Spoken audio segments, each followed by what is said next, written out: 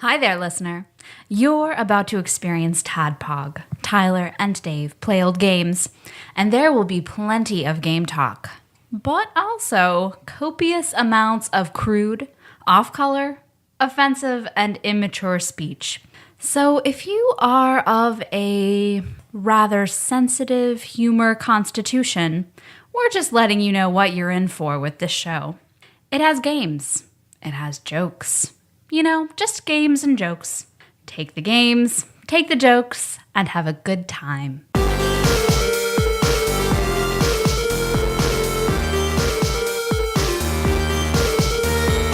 Hello, Internet, and welcome to another TADPOG podcast, a show that happens twice a week where 2 to 3 old guys talk about old games. On today's episode, it's Original Flavor Wednesday, so we'll be talking about IGN's 40th ranked game, Earthworm Jim 2. But first, I'm your bearded host, Tyler, and my first slow dance was in the 6th grade. And up until that point, I had basically had little to no experience with girls whatsoever, especially slow dancing. So at the Calvert City Civic Center, which is just a little concrete room in the middle of a little town where people would throw parties for their 13-year-old kids, and they would all come and just dance in a big pile with some DJ. So I went because I had a crush on one of the girls, and she was my first girlfriend, like in middle school. Were you boyfriend and girlfriend at the time? Not at the time. Okay, so this is a deciding factor. Well, she was basically the first girl that's ever like made the first move. Even like 6th grade, she started writing me notes. Oh wow! So then, of course, I'm going to be your boyfriend. Of course, yes. Yeah. You didn't really have to ask girl a row away. Clearly, she wanted it. Yeah, she needed it. Whatever it is. Yeah. In 6th grade, it's only a few things. Yeah. She needed my hand holdings, needed them. But we'll go to the Calvert City Civic Center, somebody's birthday party, and it's time to slow dance. And another girl I was friends with, who I didn't have feelings for, but she was one of those very boisterous, very loud girls. And she was all like, oh, everybody needs to dance. Tyler, you have to dance with blah, blah, blah. And like... Bossy. Well, yeah, exactly. So she stood her up. They're trying to ban that word, by the way. I believe I had worn, like, I had come, dressed to kill in my full corduroy suit. Nice. Yeah. Brown corduroy jacket, Nice. Flannel undershirt, brown pants, and my dad's elevated shoes. All right. Hair done like All Conan right. O'Brien. I was ready to just slay pussy. You're a regular. Slay that middle school pussy. You're a regular John Arbuckle. Yes, that's a damn good comparison. And so I believe she's also dressed to kill in like overalls and Nothing else. just see. I'm into that because I remember Piggly Wiggly next to the copy of Addams Family I would rent was a Playboy video. And it was just like a girl wearing nothing but overalls and very large breasts with the straps just covering her nipples. That's I'll crucial. always sort of put overalls and tits together. Man, I was hoping you were going a completely different route. As soon as you said Piggly Wiggly, I was like hoping you were saying every time I go in a game, there'd be this fat woman in overalls. Just lording over all the video games, forcing us to take a peek at a tit before we could pick up Super Mario World. Hey, boy, you want to wiggle? But she agrees to dance with me, and she steps out onto the dance floor and raises her arms and makes her hands in such a gesture like she's presenting herself for me to go and grab her and dance. She's like Vanna White whenever she presents a letter. She does like that, only two-handed. Okay. Over her coverall body. So like I walk up, never slow danced with a girl before. So I was like, oh, what do I do? Of course she had her hands up like I should have taken a second and be like, okay, her hips. That's where I should put my hands. Nope. Walked over, put them on her shoulders. So then like she kind of stops and puts her hands on my shoulders like she's supposed to do. And of course we keep enough room for Jesus. Yeah. So we're standing a foot apart with our hands extended out like Frankenstein's on each other's shoulders, just kind of swaying back and forth until the loud girl finally goes, grabs my hand, puts them on her hips. Immediate erection. Yeah. So then I'm thankful. I know that feeling. Yeah. I'm thankful for the foot of space. And I believe it was a Boys to Men song. So Do you recall which one? I don't. I just remember the luxurious tones of Boyz II Men. I don't know what they were singing. I'm Dave. You're a spectacled host. And I'm glad that you have told a childhood romance story because I have a confession to make that I'm fairly certain I haven't told on the show. Before I do that, I'd like to open this tasty beverage. Yeah. Our sponsor tonight is Coke Zero. Thank you. By the way, if anyone from Coca-Cola is listening, you want to send us a hundo and I'll say all the great things about Coke Zero you want. Doesn't be that much. Yeah. Just like a check for $2. Send us a 12 pack. I have a confession to make, and I'm glad that Nikki's not in this room because she doesn't know this yet. When she listens to this episode, she'll find out. But I am technically still going out with my high school girlfriend. So I've been cheating on her with my wife for years and years because I got the feeling in high school that she didn't like me very much. I don't know why she kept going out with me. I guess it was all those like really awkward finger bangs. That's all I could. I mean, that's really all I had to offer. So everything's kind of becoming clear now. She would never call me, right? I would always have to call her, and that would bug the shit out of me. It would bother me. It would bother me that I would make the effort and she never would. So here's what happened. It's my senior year and she's a junior, and I decided one day I just told myself I'm not calling her again. I'm not calling. I'll talk to her when she calls me. Still waiting for that call. That's pretty good. Still waiting for that call. Good. So there was no breakup. It was just I never called her. She never called me. I don't know where she is. I don't know what she's doing. Hopefully I didn't traumatize her too much. Before I die, I need to track her down. Like literally before I die. Like I don't want to do it like tomorrow. Like I want to wait until I'm like about to die and I want to find her and be like, I don't think this is going to work out. I'd love to see that Facebook message too. You just randomly send her, this is over. I'm sorry. If you want one more like awkward grope in the garage, that's fine. But after that, we are done. We have a special guest host today. We do? Yeah. Who's that? I'm right here, Dave. Well, holy shit. Where have you been? Hey, I've been sitting here the whole time. He used Josh magic. It's Josh Nance. Hey, guys. Hey, Josh. You have any awkward romance stories? Sort of, yeah. I've got really, really sweaty palms. So it makes things really awkward when somebody tries to hold my hand. Like Dave just a few moments ago tried to hold my hand. You wish. And my hands were pretty sweaty. So I don't remember. I'd always have this problem. So whenever I wanted to hold hands with a girl, I'd be nervous about it, and that would just make things worse. So I remember I saw this. It was a 90s sitcom. I don't remember if it was like Home Improvement or Full House or what exactly, but they addressed that issue. They had one of the kids, it was going to a dance, and he had sweaty palms, and one of the advice that he was given was just keep some tissues in your pocket and put your hands in the pocket, and that'll dry them up. Okay. So I did that. So almost every dance that I went to in middle school and a lot of high school, I had tissues in my pocket, just walking around with a wad of tissues in my pocket. You probably could have just asked any of the girls for tissues from their tops.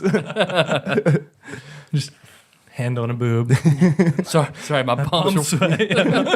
Put boob in quotations, and I think you're right. What do we do on this show? What do we do? Okay. Besides talk about awkward gropes. I guess buttholes. That's really about it. Have we finally gotten to the butthole episode? Yeah. Yes. I knew that was going to be somewhere in the 80s. Good. Because I knew it was like I'm preparing my butthole all week for this. Today we're talking about Earthworm Jim 2. What is this ranked? Number 40.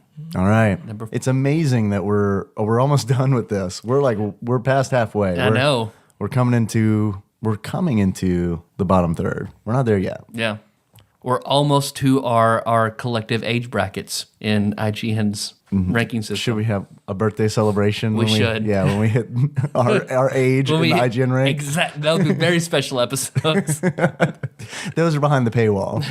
I wanted to have this conversation on the show on the mics. I didn't want to have this conversation beforehand because I want to get honest input from both of you guys. I think you're a very handsome boy. Thank you. I also think sometimes I think I'm a very handsome boy, and then like 50% of the time I think I'm like the least handsome boy. So it's a fucking roller coaster here, nonstop. But Josh Edwards, does he have a title? Count. That's what he'd requested. That's right. I forgot. Sorry. Because we could also call him some sort of like camper, because he's the one, he camps out our episode first. As soon as it hits, he listens to it. Yeah, I think Because he's the rare person. He listens to episodes on Sunday and Tuesday. Yeah, because he is in a different time zone, so he gets to cheat. Yep.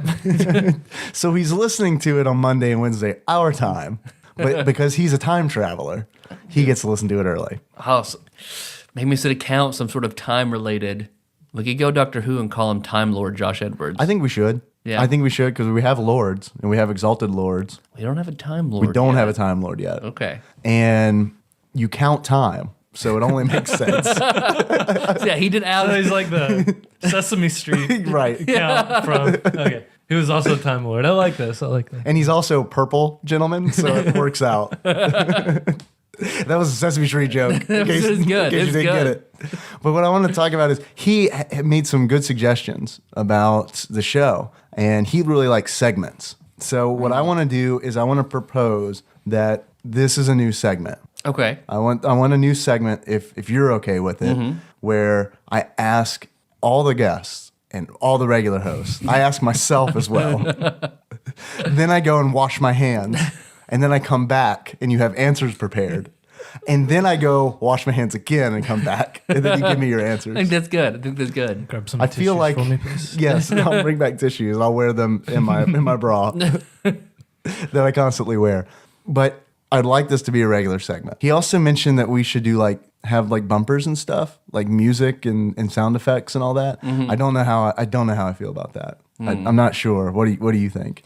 I mean, I can see the benefit, but You guys would just get carried away. Like every bad joke, toilet flush. That's what I'm worried You know, about, because just- it'll be like that Always Sunny in Philadelphia episode where they start a podcast and it's just like lasers every 2 seconds. I don't trust ourselves. I have a feeling that we're just exactly going to be like you said, Josh. so and we just we flush it. shouldn't force the sound. If we feel they're needed, we can put them in, but not to force them. I think, okay. And we exclusively use vuvuzelas. Yep. who's What if someone sends us an awesome song that we can play for Okay. this segment? Okay. I'm not gonna say I have Phil Hawkins in mind, but I'm not gonna say I don't. He sent us a great song for a side gig that we never use. That's true. So should we actually get a actual train noise for Dave Roots on Wikipedia We could. instead of my just sick moaning? I don't know. I think I've grown to love that, and I think our listeners have too. you could put it on a soundboard. Shit. Yeah. By that you mean our iPhone? Yeah. Shh, we're very high budget. It's like NPR in here. It is like an R-rated NPR. You and I are like Ira Glass. All right. So thank you for the suggestion, Josh. Sorry, Time Lord Josh. And if anyone wants to send in anything, we might play it. We might play it. You can email it to us. You can email it to me at dave@tadpog.com. Okay. Now that that's out of the way, that important business that I'm sure everyone wanted to hear. Did either of you play this game, Earthworm Jim 2, when you were children? I only played the original one just to heck. So Okay. I've never played beyond Second level. Yep, second level of the first one until it came Tadpog time, and then I never played Earthworm Jim 2 until today. I played it on Genesis. Yeah. I didn't get very far, I don't think. Yeah, I don't remember much about it. I know I didn't beat it for sure. I don't remember how far I got exactly, but yeah, I didn't play this nearly as much as I did the original Earthworm Jim. I played this game a lot. This was a go-to game for me. I've got many fond memories of playing it on the Genesis with one friend in middle school and playing it on the Super Nintendo with Lord Matt Barger. This was one of the games that I remember fondly playing with him. I think I played it more than him, but I didn't own it. I'm not sure he owned it either. Matt, if you want to clear that up, I'm sure everyone's really interested. So please feel free to let us know. So yeah, I played this game a lot, and am a masochist, so I beat it, which is a life skill because I was able to beat it. Masochism? Yes. Yeah, well, you're I right. agree. Yeah. So is sadism. Let's be fair. It's an acquired taste. One good turn deserves another. So I'm proud to say, and I do put it on my resume, that I have beaten Earthworm Jim 2. It has gotten me 2 jobs. If I were an employer and I saw that, I would be impressed. So I'm going to leave it on there because I'm banking on you to give me my next job. I will, because I don't know. No promises. I'll look at your resume. All right. Fair enough. So I guess, going through it again, how do you feel about it now, years later? Are those memories now sullied or relatively intact? Those good memories? Memories are always intact. It's kind of like losing a loved one. Okay. The memories are good. They remain good. I'm going to go ahead and spoil how I feel about this game. I'm going to be honest. I am going into this with the biggest nostalgia glasses in the world. But I do truly believe that this is a good game. Without a doubt. I think this is a good game. And I think this is one of the better games that I've played for this show recently. Like, this was refreshing for me. Like, playing this was like, I think I can do this show still. Okay. I was on the edge. I was like, I don't know. Evo. We played Evo. Evo wrecked my world. I played Evo and I was like, I'm not even sure I want to live anymore, let alone do this show. But Earthworm Jim was like, it was like a cold, refreshing Coke Zero. See, I feel like, I don't think it's a terrible game, but I feel like Earthworm Jim 2 and Earthworm Jim should flip places on IGN's list. Oh, no. Because I feel like the original was better than this. I'm going to agree with Tyler. I had more fun playing the original than I did this one. What about the original did you like better than Earthworm Jim 2? I feel like the original had... this comparison I gave to Paul Kluhl was that Earthworm Jim 2 feels like the 4th season of Community. And if anybody, a fan of Community, that's the season Dan Harmon didn't do. So it had all those Community elements, but the soul was gone. So I feel like Earthworm Jim 2 had a lot of the same elements, but there just wasn't this cohesive creativity like it had in the first one. See, I think it's more creative. And I don't like that argument because it's non-debatable. It's like, it doesn't have a soul. I don't know. Yep. Can't beat that. See, for me, Earthworm Jim 2 was significantly harder than Earthworm Jim 1, which I thought Earthworm Jim 1 was a fairly challenging game. Yeah. And I thought they had, it was basically Earthworm Jim with added stuff. And I don't think that added stuff was necessary. For instance, the snot whip, you've got your little companion. In a backpack, right? Yeah. And you use him for the same effect that you used, the head whip. Yeah, the head whip. In the first one. It's exact same function, but completely unnecessary. All the extra guns you get in the game are cool. How many of those do you actually use? I used a lot of them. Maybe only the large brick one Right. Yeah. to clear the whole screen, but... So I just thought a lot of them were unnecessary and just got in the way. Because I can appreciate the controls in this one were better. The directions you could shoot in, much improved. More guns and the ability to shuffle between the guns. Because before in the first one, you get a special shot, that's your next shot. You can't choose back. You can't rotate through your guns. So they changed a lot of the technical aspects they improved upon. And that is much better about the second one than the first one. But it's the level design and I think I probably enjoy the music in the second one better as well. But the level design and the sort of the bosses, everything else I felt was subpar. It just felt watered down and forced as compared to the first one where I felt like, I don't know, I just felt like the flow and creativity and the function of the game was much better. Some of the jokes are redone too, like the goldfish in the bowl, as the boss. Bob, yeah.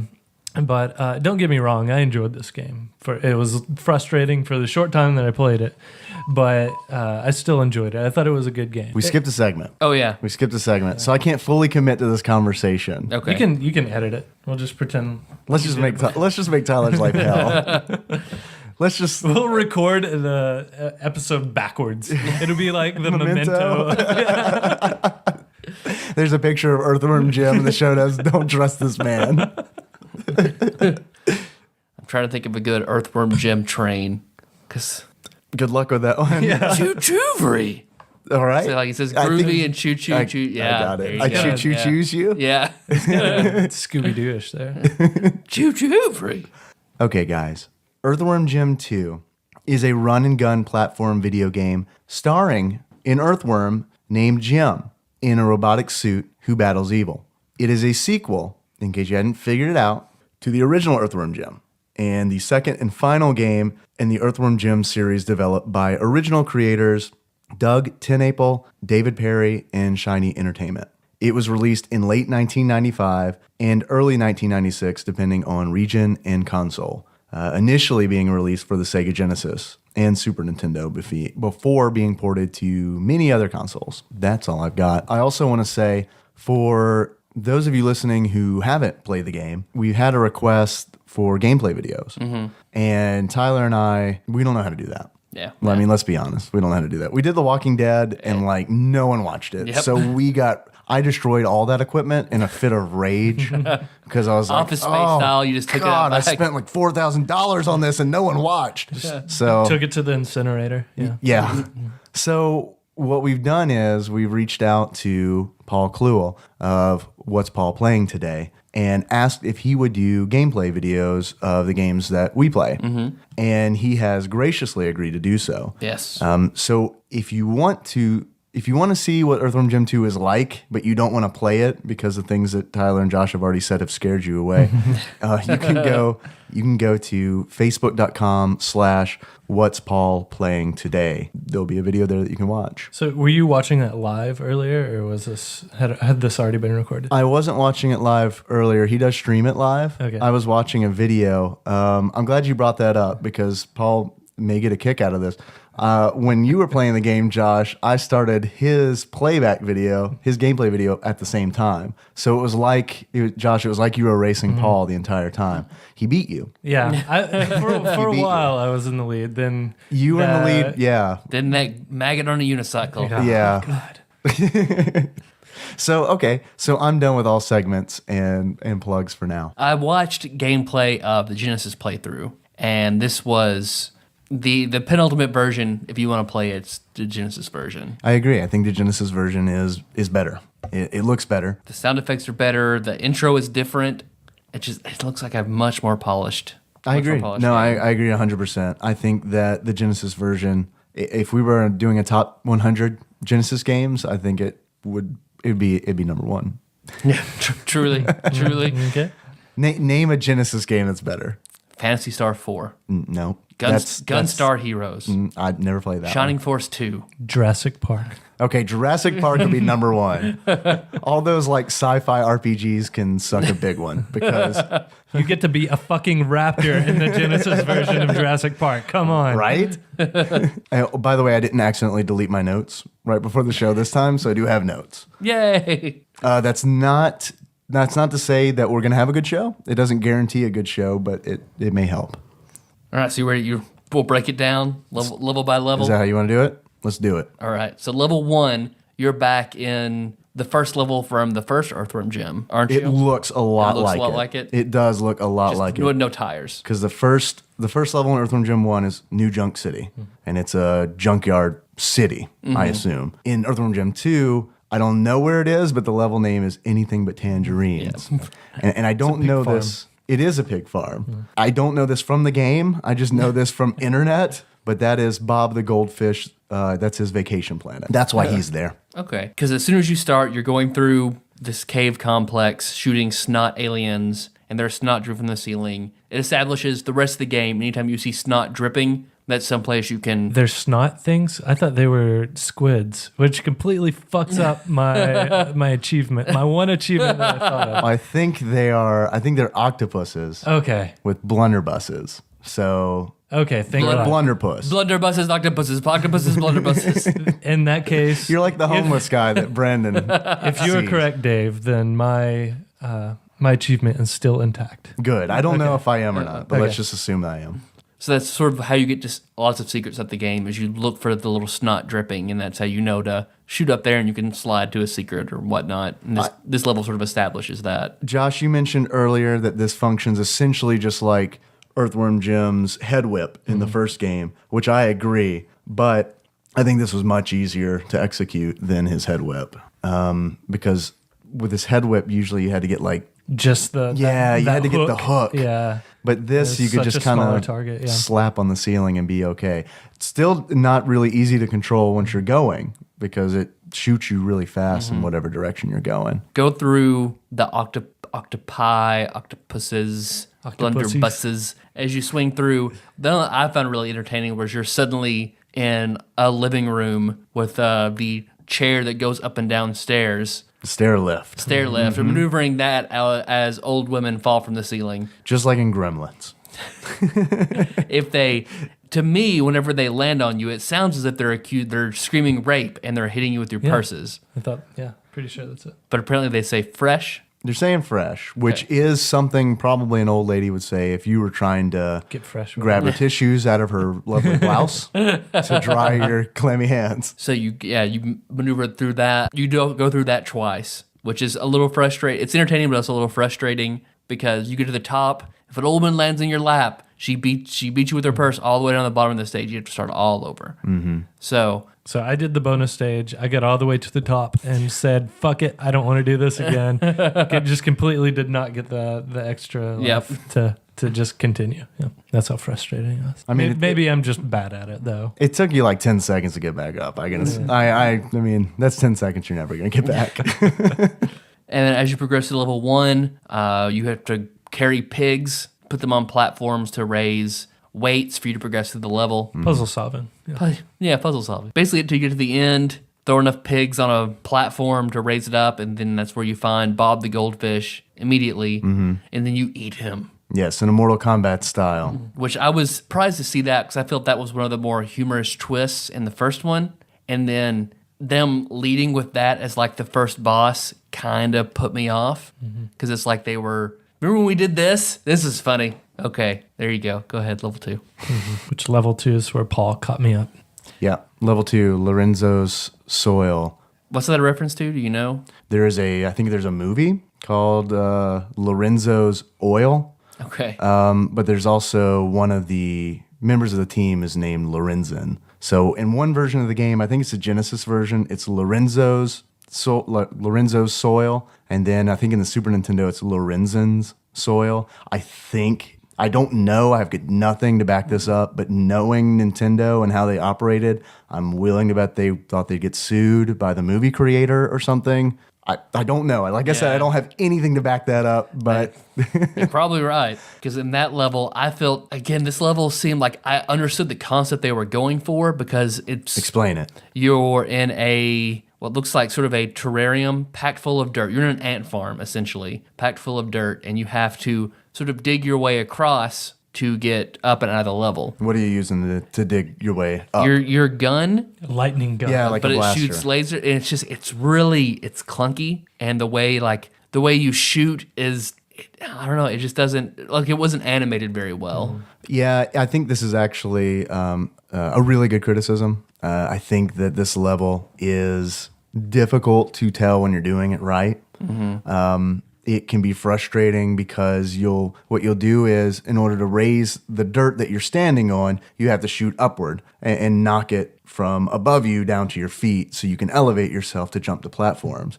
The whole time you're being timed. There's a countdown. Right. Yeah, so it's rushing you. And you have to collect clocks in order to extend your time until you reach the top. The big problem is, with it rushing you, it needs to work flawlessly. Do you know what I mean? But there are several times where you're playing it, or I'll speak for myself, when I was playing it, where there'll be like a corner. There'll be like a corner piece, right? And there's some dirt on it. and I just want to jump up and grab that corner and pull myself up, but I can't because there's just a little bit of dirt on the lip. Yeah. There's just a little bit. And so I'll stand back and I'll try to shoot it, and it won't go. And I'll stand back, I'll inch back a little bit, try to shoot it. It won't go away. I'll inch up twice and try to shoot it, and it's just fuck. And I just look at the time, and it's just slowly ticking down. Yeah, that's what was frustrating me, was because so many of the pieces of dirt that you have to shoot down are diagonally up, Yes. and diagonally to the right or left or whatever.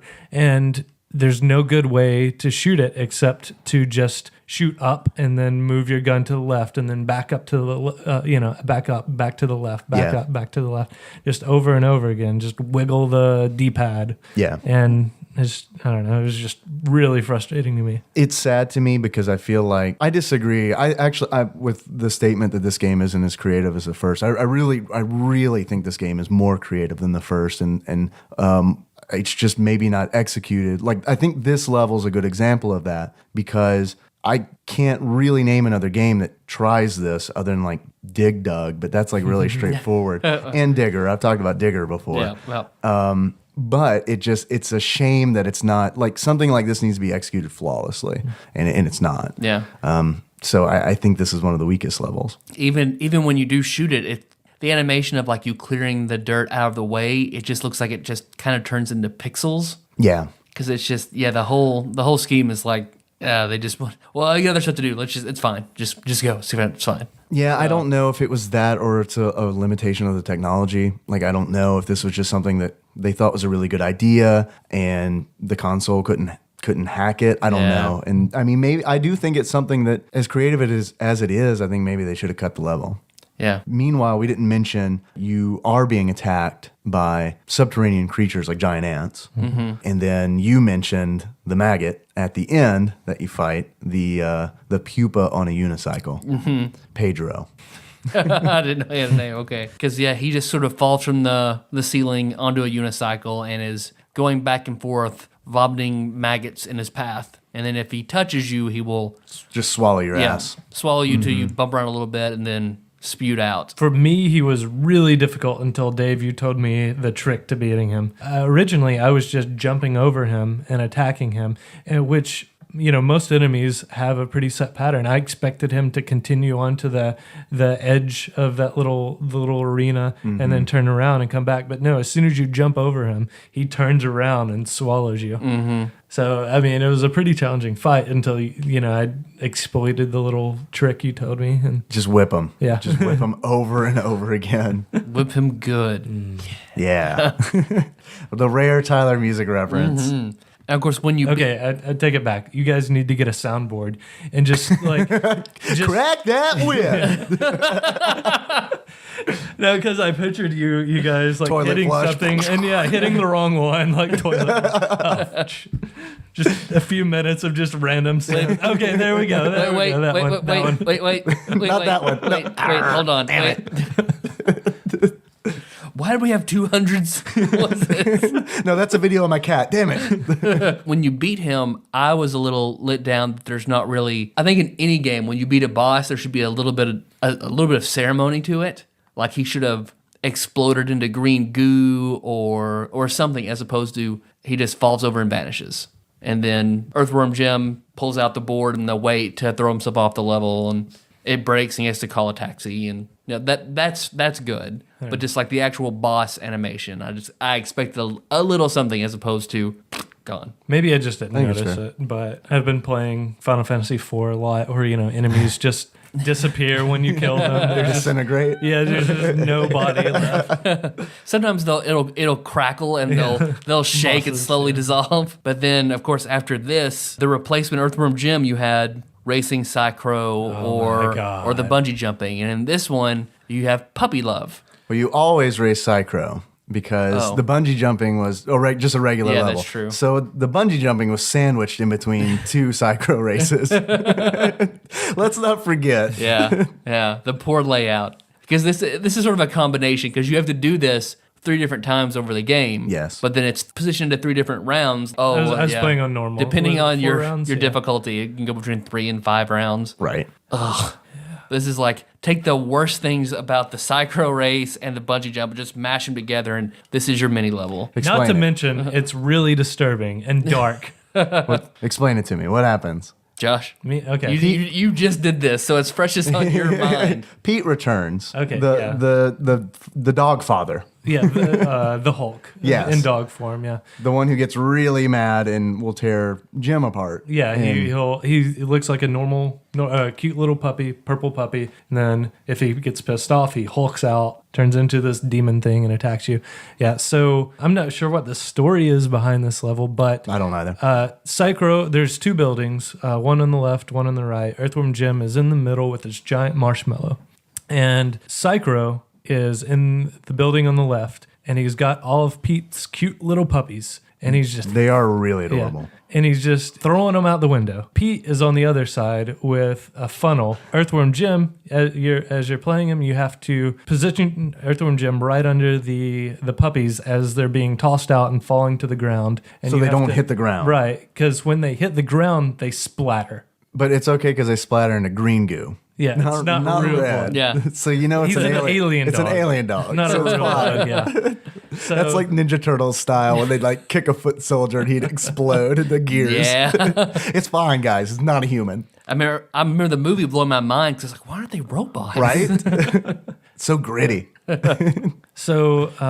So you have to bounce them. You have to time it right. You have to bounce them. You know, they're bouncing up in the air. You go under them again until you get them all the way across the screen where they drop into the funnel and Pete's happy, I guess. The thing is, once 4 puppies splatter on the ground, that pisses Pete off and Pete attacks you. Wouldn't you be mad though? Kill 3 of my kids, we're fine. yeah. You kill 4 and we're fucking That's the done. limit.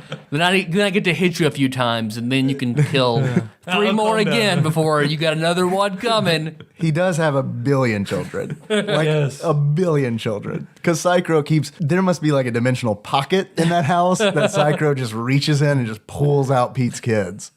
Whoever Pete's wife is, and she's actively having puppies. As soon as they pop out, Psycho's just chucking them out the window. I like this head fiction because now in my mind, Psychro is their doctor. And for some reason, Pete can't walk from one house to the other. Even though he can fly over and attack Earthworm Jim. Right. But yeah. So Psychro will eventually throw a bomb instead of a puppy. Because we typically give others the means to our own destruction. Right. Well, see, Yes. this is Very where deep, yeah. this is where it flies in the face of all my other video game training. Because I see the bomb coming out, I'm avoiding the bomb. I ain't fucking Right. touching I'm that. not Right, gonna. yeah. Yeah. Why would you bounce the bomb over to the puppy house and deposit it? Why would you do that? But That's a good That's point. what you're supposed to But do. yeah, that is what you're supposed and to do. it does give you the hint after you, I guess you. If you fuck it up once. you fuck it up, Yeah. it'll say use the bomb. So, I tried bouncing it back into the window. yeah, I but- that's what I thought too. But no, you bounce it over into the funnel where all the Pete's rescued children are, and he will act shocked and then grab the bomb out and then throw it over, and it'll blow up Psychro. But you have to do this 3 more times, and it gets a little more difficult each time. It gets faster. Yeah. He starts throwing and puppies more out. puppies. Yeah. More Fast. puppies, it's faster. Fast. Yeah. The music keeps up with, which I appreciated. You know, Which reminds me of, there was a board game, I think it was called The Grape Escape. Do you remember this? Do you remember that Yes, commercial? I vaguely do. They use that music. It's an actual song. But because I saw this commercial as a child, this wonderful piece of music is now a board game jingle for the rest of my life. It's like a lot of what is it? 1 is the loneliest number was a Burger King jingle, and that's the first time I'd ever heard it. So I was like, "Oh, that's pretty good for Burger King I jingle." didn't know that was a Burger King jingle. I just got really sad. Yeah, what is the steak? It's what's for dinner commercial where they're it's the like It's that beef. famous- it's just yeah. for beef. Dun, dun, dun, dun, Yeah. dun, dun, dun, dun, dun. I don't know what it's called. Mega Elixir, let us know. Yeah, I didn't realize that wasn't the like steak commercials music. Man, those beef guys know what they're doing. Neither you like this. If you had to do it once, in the Yeah. first one, you race Okay. Psychro once. You get to the finish line, assuming you don't lose. You get to the finish line, that's it. Continue on. You don't have to race them 4 times and win. Had it been one time that you had to get the bomb over, that would have been okay. Yeah. But the fact that you had to do it 4 times, no, that's bullshit. excessive. That's- Unless you really like it. Yeah. Unless you like thought it. so unless fun. you like, I did. Unless you like seeing cute little puppies splatter on the ground. I didn't like that. That actually makes me feel really sad. But I Well, like the Because game. sometimes you know you have to make the sacrifice. You have do. to make that If there's- conscious decision. If he throws a bomb and he throws a fast puppy, that puppy's dead. Yeah. I pretend I didn't even see that puppy. But this mini game is a take on a Game & Watch game called Fire, where it is essentially the same thing. There's a building. There's a building that's on fire, and babies are coming out of the building, and you have to trampoline them onto like a fire truck, I think. Oh, okay, I can envision this now. Which I never played. I never played that, and I didn't even know that was a thing until today, because I looked up this game that I played on DOS when I was a kid called Bouncing Babies, and I was like, I got to talk about bouncing babies because this is essentially what this mini game is. It's fucking bouncing babies. In this DOS game, there's a building on fire and babies are just jumping out of the building, just jumping out. And you control 2 guys holding a trampoline, and you had to bounce the babies over to the fire truck on the right. That is why I like this mini game so much, because I put like oblivion hours into bouncing babies as a child. So when I saw this recreated in Earthworm Jim 2, it made me feel really good. Made me feel really good. Made me feel like a pro. All that training paid off. But after Puppy Love, I feel like the best level in Earthworm Jim 2. Yes. I agree. Yes. I would go so far as to say I feel like I'm going to be shunned, but this is in my top 10 like favorite levels of all time. I really like this level. It's good. Villi People is the name of the level, and You love it so much, and it's only right for you to really tell us I would about it. love to talk about this. You are Earthworm Jim in disguise as a blind salamander, armed with your blaster, and you have to float through a maze of villi. You don't want to hit the walls, because if you hit the walls, they will Electrocute. Yeah, I like to think it's like Venom symbiote. Like if you get too close, they like try to like get in your mouth and absorb you. Well, yeah, I mean that's what villi do, right? I think it absorb is. you. Tony will let us know for So- sure. Your wife may let us know. I don't know.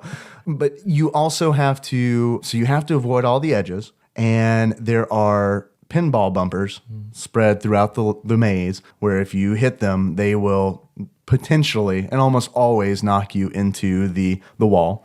You are avoiding cotton ball sheep that explode when they get near you or when you shoot them, and you are picking up worms, these tiny worms, as you go through the maze, all to the wonderful Moonlight Sonata by Beethoven. So this is like, you know that I like absurdist humor, and I think this is like one of the weirdest fucking levels in a game ever. I'm gonna go ahead and say that. I think it's really weird. It's like a complete departure. I feel like this level had like the soul element that I was referring to earlier with Earthworm Jim 1. Like this has like, it has a certain feeling behind it, and it doesn't feel like it's forced humor. Like, let's just be random. Like this feels like, yeah, it's like wonderfully absurd as opposed to like- just random elements. Like put a bunch of periodically, ball, yeah. like the South Park The Family Guy manatees thing. and the Yeah, beach balls. yeah. They randomly. Yeah, you think that's how Shiny put together Earthworm Jim 2? Earthworm Jim 2 for the most part, yeah. You got the little things too, like the little villi that are stretched out across And the tied two together. and tied together. Doesn't serve any purpose. No. It's just purely cosmetic and odd. One of my favorite things about the level is when you get through it, those worms that you've been collecting are currency, and you use them for every worm you have at the end, you enter a game show stage at the very end, and there is a rolling head that asks you questions, and he will ask you one question for every worm that you've picked up. And if you answer them correctly, you get power up. Now, what's interesting is the questions are questions like, does Earthworm Jim speak French? And it's multiple choice. They're all multiple choice. For example, one answer would be yes, the other answer would be no, and then the third answer is a Beatles lyric in French. So it's filled with questions like that where it really doesn't matter. It's kind of Rochambeau a little bit. Like you just pick one and you're either right or you're wrong.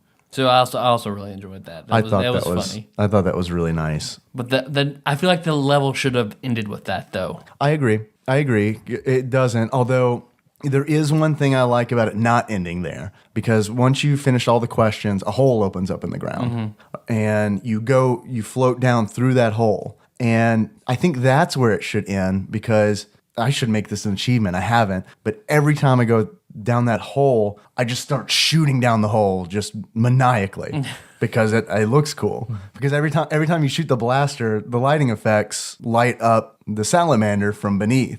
So it looks really cool. And I think that may actually come into play with what you're saying about this feels like it has soul. I really feel like they put the most effort in this level. Yeah. But yes, once you go through that hole, there's a version of Simon that you play. Yeah.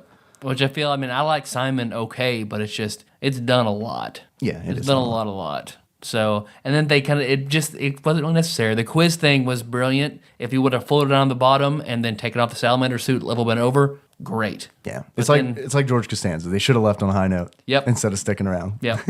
But then after that, you go to a minor complaint is I feel like there are a few too many gimmicky levels in Earthworm Jim 2. A lot of people have that complaint. I mean, it's barely a run and gun game, which I'm kind of okay with, but it's essentially a collection of mini games almost. Because this level is another kind of gimmicky level where it kind of takes on a tilted overhead view, and you're bumping up a balloon that has a bomb on it, and you're going across this landscape avoiding this mucus scape. Yeah. And because the goal being to drop that bomb on General Mucus from the first game. Yeah. So the level's not all that long, so it's not terrible, but yeah, it's just you maneuvering around, bumping this bomb down the screen. This is my least favorite level. I think this is a level I have the least fun with. At least with Lorenzo's Soil. I appreciate that it doesn't work 100%, but this level is always frustrating to me every time I play it, because I at least die once on this level. And it's not really creative either. It's uninspired. But then after that, Puppy Love again.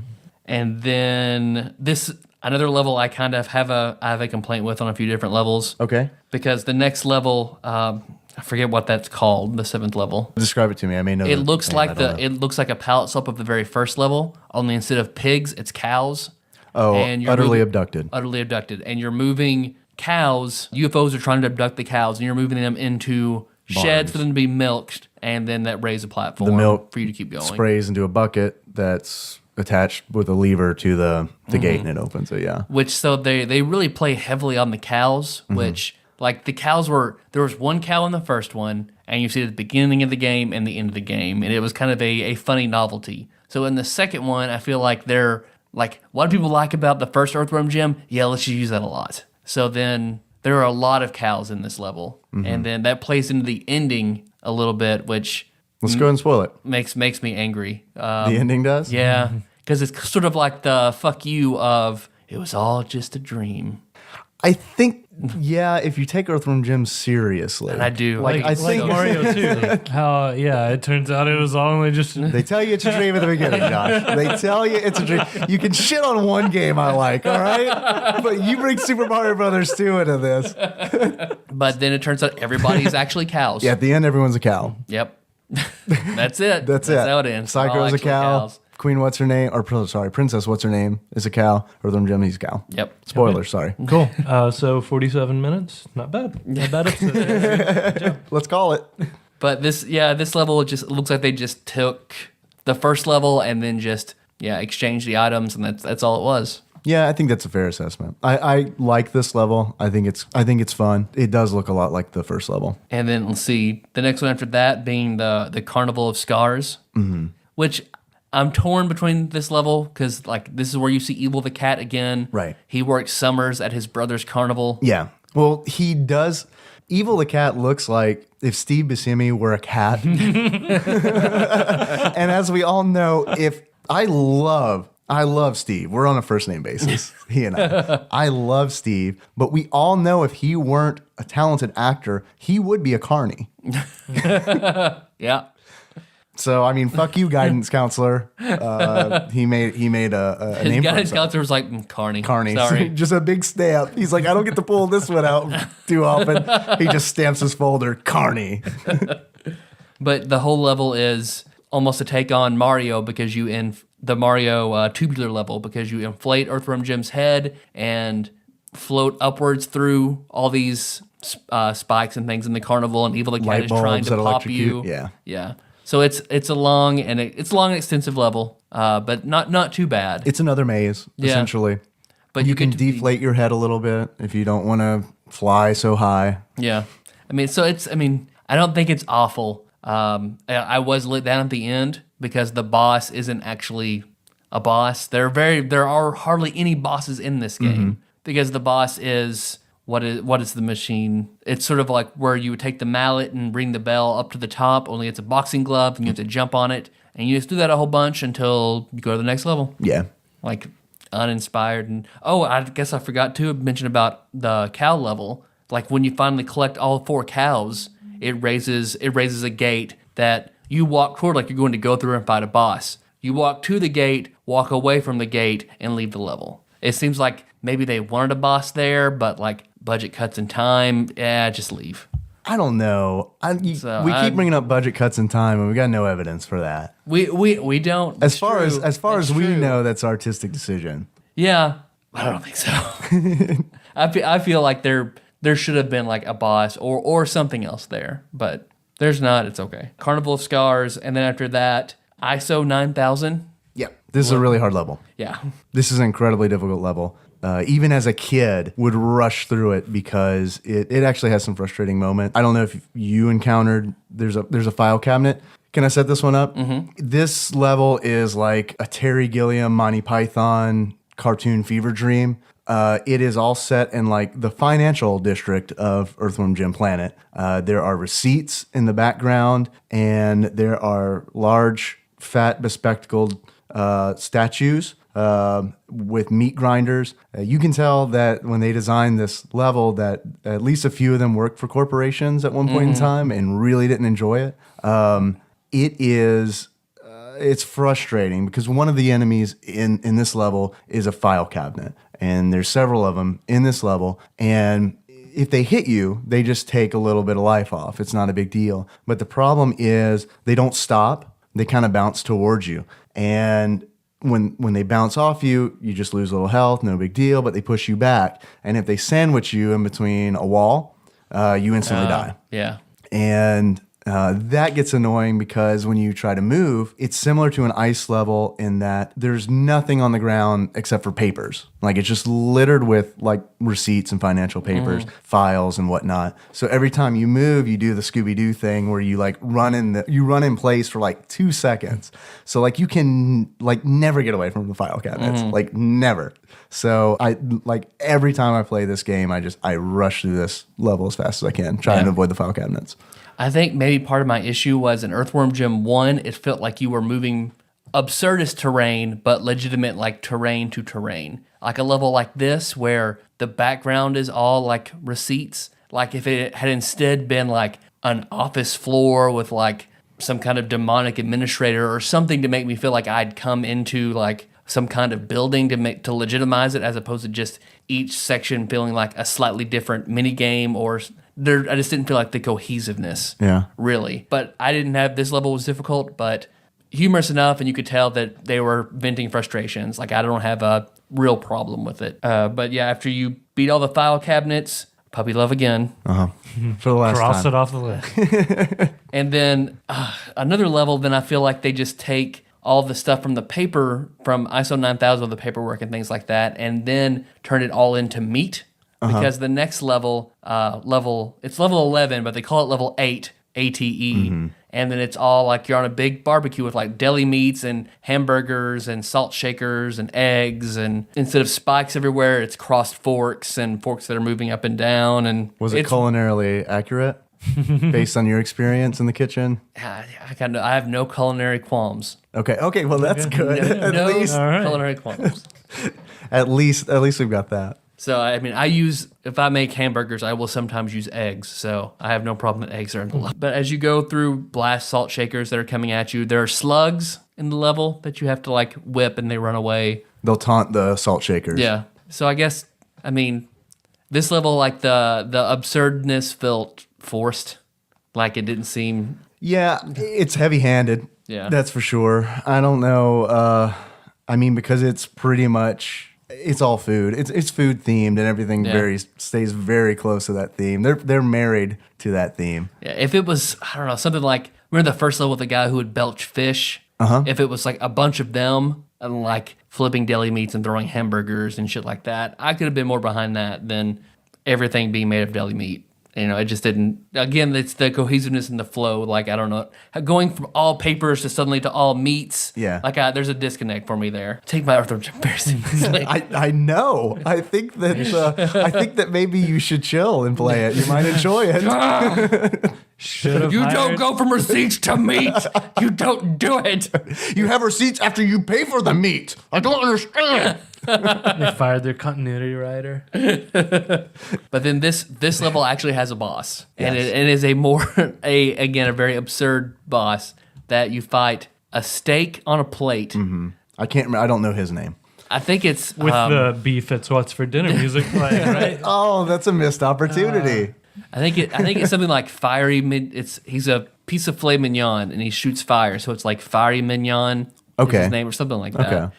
And then you're on top of a pizza. But every time the cheese works like quicksand, you can only stand on the pepperonis. So you're on top of this pizza fighting the steak that throws a plate and belches fire at you. Let's be honest. It's a hot and ready. Yeah. It's not really a pizza. Like, it's only technically a pizza. I'm looking at you, Blake Woods of Blackthorn fame. Heavy breathing. Because we could tell Blake Wood's story right now. Yeah, let's do it. Before we would play D&D online, because Blake would usually, hold him on a, Because we're cool like that. Yeah. And Blake would quickly eat a hot and ready he would pick up on the way home from work. And you could always tell when he was done because he would get like the meat gasps. So we'd be trying to talk to him and he just out of breath from eating that hot and ready. All right, you guys ready for roll for initiative? I think one time Josh was even like, I think we're ready to play. I hear Blake breathing. Blake, you having a heart attack? Just finished the pizza really fast.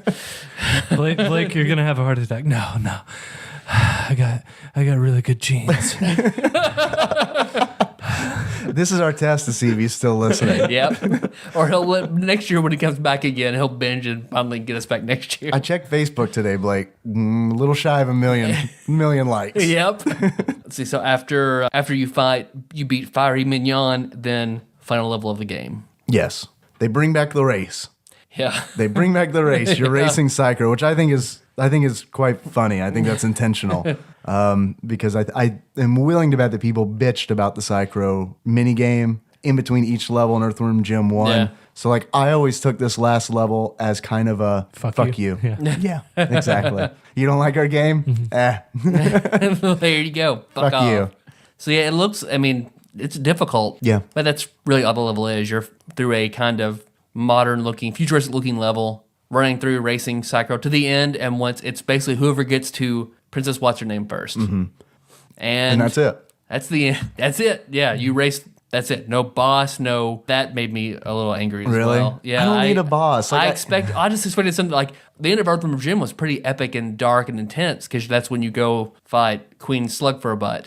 You know, there's like the dark and difficult getting through her level. Like it was. I feel like it had something to it. I felt rewarded at the end. I didn't feel rewarded at the end of this. Fable 2 also didn't have a boss, and I was really let down by that. So Really? yeah. Maybe because Fable 2 is my favorite Fable game. So I don't know. Maybe I just don't like bosses. I like the whole game. Uh-huh. I just was let down at the end. You have to make an important decision, though. But that's the boss. Yeah.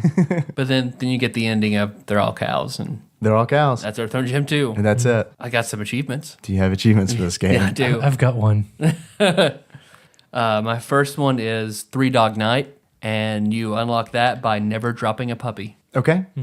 Nicole's never heard of them. Puppies? No, the Three Dog Night did a concert a couple of weeks ago Here at the in Carson Paducah, Center in Paducah. Yeah. and I mentioned it to Nicole. She had no idea who I was talking about. Let's see. The second one is Master of Murder World, which you get that by answering all the questions correctly in the Villi people? Villi people level. That's a hard fucking achievement. You have to cheat or have done it before. Or what if you just get one worm? Then you what if you just get Okay. one worm and you get one right? Okay. You can really skew the odds in your favor. But I thought you might like that because I mentioned Murder World. Oh, I love So, there you I go. love a good Murder World reference. And the last one being Eat More Chicken, and that's whenever you beat the early insane level, early abducted level. Okay. So it's spelled out like the Chick-fil-A. Josh, you said you had one. Yeah. Immediately, what I thought of in the first level were the Squidbillies. Whenever you see the enemies are these green, I guess, slime covered or made out of slime, but they're squids or octopuses with big blunderbusses and a trucker hat, and they float around and shoot at you. So the Squidbilly achievement would be to kill all of the blunderbuss wielding Squidbillies. I like that. I've got two. All right. I think you're going to like the first one, Tyler. The first one is called Hero of Grey Ditch.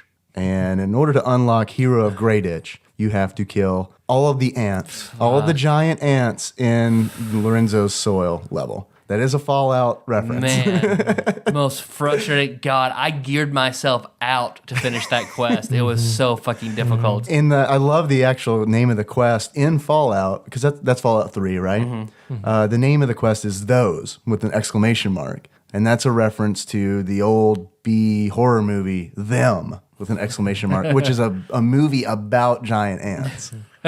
So Yeah, I remember that quest, dude. That was I think the only quest I had to go and come back later. But you get it really close to the beginning. Yeah. You have to be level 20 with fire resistance and all that shit to actually finish it. I have a second achievement, and that is called Our Lord and Savior, Gary Larson. And in order to unlock Our Lord and Savior, Gary Larson, you have to, it automatically unlocks once you save all of the cows in the utterly abducted level. That's good. Also, there's a second version of that achievement called Our Lord and Savior, Gary Larson Has Risen. And in order to unlock that, you have to, at the end of every level, there's a screenshot of two cows. And if you press the Y button, they'll say, well done, really fast. And if you press all the other buttons, they say, well done, at different speeds. So in order to unlock Has Risen, you have to make them say it all 4 times after completing each level. Okay. Hidden achievement. All right. That's good. That's good.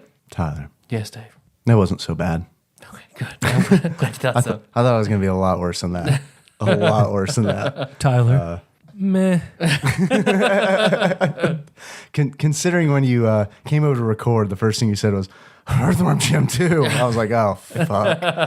I'm gonna have to be understanding today. But I'm gonna actually, Josh, I don't want to get too upset. So if you don't, I'm gonna leave the room. If you wouldn't mind doing the honors of asking Tyler for beards and glasses. Oh, sorry, I knocked the mic okay. over. I'd appreciate it. Just text me, I guess, when you're done. Okay. Or you can yell. I'll just be. All right. So you want to... Pull your wiener out. Yeah. Fuck, what are we going to do? There are things that go on your face. There you go.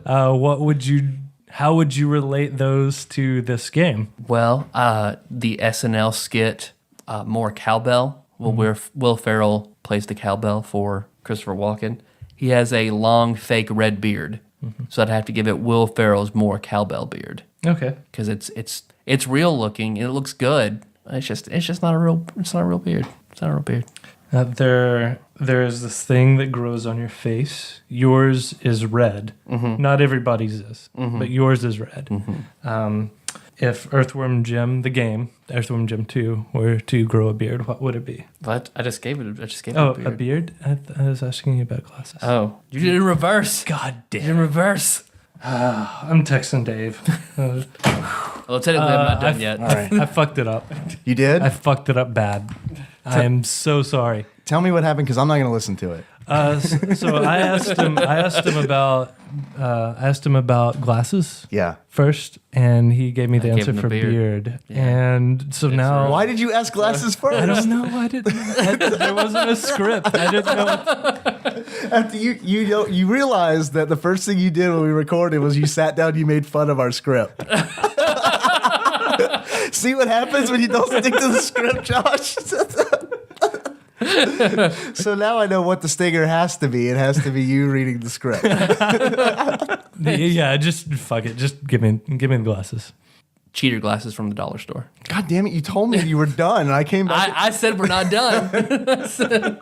Oh man, Josh, I don't know Episode what to do, is man. ruined. God. Do you have an explanation for cheater glasses from the dollar store? And they look like real glasses, and they help a little bit, but they're just not fully functioning like you'd expect when you see glasses. Okay. So Okay.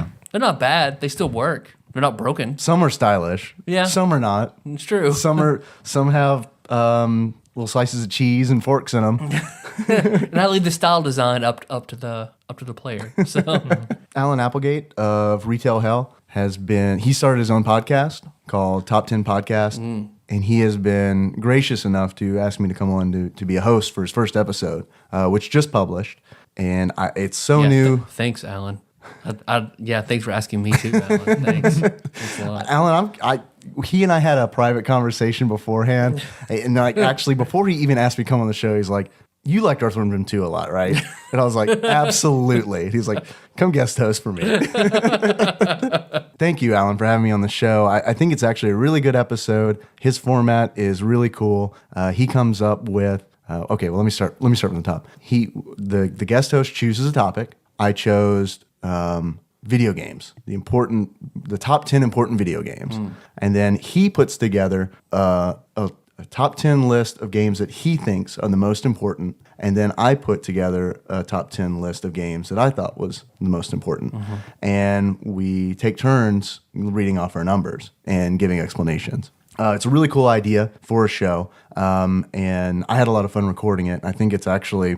I'll dare say I think we actually had a good conversation. So if anyone wants to hear that, please check it out at top10podcast.org. And hopefully it's going to be on iTunes soon. Yeah. I guess then we also already plugged what's Paul playing today. What's Paul playing today? Because you've been on both of these podcasts. Nobody likes me. Nobody likes me to ask you to do podcasts.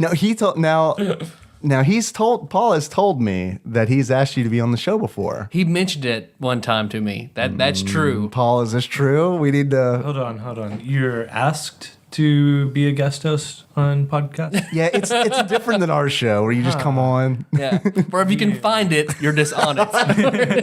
Like we need to leave treasure maps around conventions. But yeah, Paul had me on What's Paul Playing Today, where we played Hammerwatch, which I always want to call Hammerfall because Titanfall just came out. Yeah.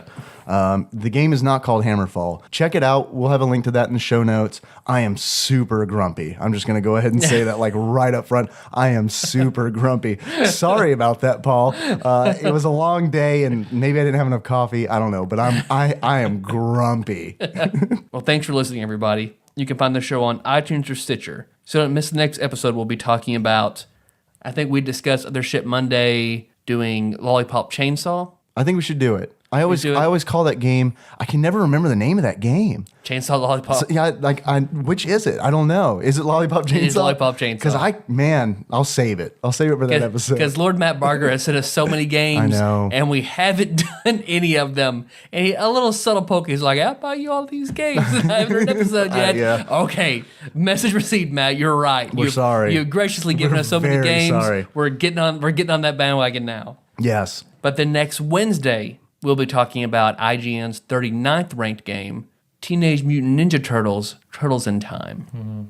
See, you hear that? You hear that from Josh? He's been silent. It's like not even paying attention, but he heard that and immediately acknowledged its greatness. I don't know. That didn't sound very enthusiastic. That is top tier enthusiasm from Josh. Josh, aren't you glad we got married? When Nicole's like, Josh, I want you to fuck my brains out. I love you, honey. I'll be home soon. I love you too. While you're there, don't forget to subscribe, give the show a 5-star rating, write a review. Why not? Include a game in the review, and we'll get to it eventually. Don't worry, guys. Like Tyler said, we will be back at some time in the future. In the meantime, if you can't get enough TADPOG goodness, you can always find us on tadpog.com. That's where the show notes live. That's where there's a funny photograph of Blake of Blackthorn fame and Super Mario Brothers 3 fame and interview fame with a crawfish hanging out of his mouth. The close cousin to We the don't hot even and know ready. where he got that. Yeah, he just found it. Like Blake, he's like, what, Blake? Where did you get that? Everyone knows the crawfish is the nearest relative to the hot and ready pizza. So it only makes sense. You can also find us Or on... the human penis. Please, Tyler, the gooter. The gooter, you're right. Fuck. So if somebody wants to Photoshop that, Lord Mike. Yeah, I mean, hey, that's, I mean, if that's a bridge you're ready to burn. Somehow I know you'll persevere. You can also find us on Facebook. We're at facebook.com/tadpog. There are always a lot of cool people doing a lot of cool shit, like posting about the episodes. We post the episodes on Facebook, and we usually have some really good comments from regular listeners. I really appreciate you guys doing that. I really enjoy interacting and hearing your comments about how we did a bad job. Yep. You can also find us on Twitter at @tadpog_podcast. We're growing every day. Thank you. I know we're not giving shout outs and thanks, but Taryn, I feel like we really need to thank because Hooters Taryn, thank you. she is she's bringing in the followers. So thank you very much. Also, if you want to call us, you can. I know we're being weird about calls. It's fine. You can call us. It's okay. We don't mind. We actually love getting the calls. Even if we don't play it on the show, we listen to it. Sometimes we touch ourselves while we listen to it. It just depends on how deep your voice is. We're not telling you which way Nope. which way that falls. Nope. We're going to be ambiguous about that. But I tell you what, if you give us a call, keep it under 3 minutes and ask a question, maybe about a video game, maybe about, I don't know, something else, we might play it. You can call us at 270. I sounded so drunk, and I'm not. It's this Coke Zero. I'm drunk on the robust flavor of this refreshing Coke Zero. You can call us at 270-883-2555. You can still tell a story, leave an anecdote. Just throw a question in there too. Yeah, why not? It'd be great. But seriously, keep it under 3 minutes. Yeah, that's it. Yeah, there you go. Thank you, Josh Nance. You are way ahead of Nicole for hosting episodes. I forgot you were here. I'm sorry. I was ready to shut this show down. No, it's cool. You've been looking at me like the whole time. I know. I know. I was just basking in your. You got a new haircut. I like it. You're a handsome boy. Thank you, Dave. Tyler, you too are a handsome boy. Thank you. There are 3 handsome boys here at this table. Yeah. I feel really happy right now. That should be our next podcast. 3 handsome boys. I guess that's it. Josh, our intro song. I'm an old pro of this, Dave. I know. I got to test your memory. It's Moves by Yeah. Sycamore Drive. Holy Nice. shit. It can be found in the show notes at tadpog.com. Boom. Yep. Okay. That's very good. That's very good. Don't remember your Twitter handle or anything like that. But I just said it. I literally just said it when I picked it. Neither one of you are paying attention to each other. You both just phase each other out of reality for about 30 seconds. we're both just staring at each other, but it just doesn't register. I really did like this game. I really did like this game. But I liked it too. I know it probably didn't sound like I did. I liked it too, just not as much as I enjoyed the first one. No, but I wanted to say that I still love you both very much. and I want to continue our friendships, and I would like to keep doing this show. Okay. But remember that I'm going to purposely now not like a game that you like. Okay. That's fair. Sorry, my That's hands fair. are a little sweaty, dude. Well, you That's didn't okay. you didn't like That's okay. Suikoden, so that's okay. Spoilers. Spoilers for Suikoden episode. Spoilers. Until next time, Tropical Capricorn. Josh, why'd you say it?